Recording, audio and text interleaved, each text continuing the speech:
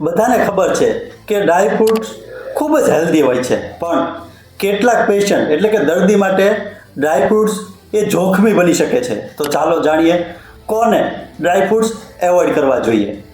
પહેલી વાત કરું તો ડાયાબિટીસના પેશન્ટે અંજીર અને ખજૂર ન લેવું જોઈએ.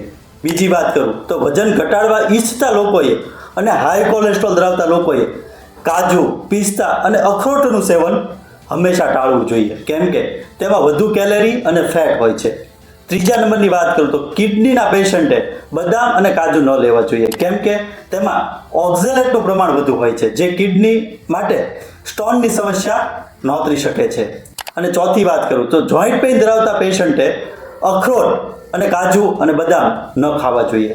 તેમાં પ્યુરિન નામના કાર્બનિક સંયોજનો હોય છે, જે યુરિક એસિડ વધારી શકે છે અને નવા પ્રકારના રોગોને પણ આમંત્રણ આપી શકે છે. તો મિત્રો, ડ્રાય ફ્રૂટ્સ ચોક્કસ ખાઈએ, પરંતુ આપણે તેની કાળજી લઈ અને ધ્યાન રાખી અને પછી ખાવા જોઈએ. તો આવી જ યુનિક ઇન્ફોર્મેશન માટે ચોક્કસથી યુનિક એસન્સને ફોલો કરો.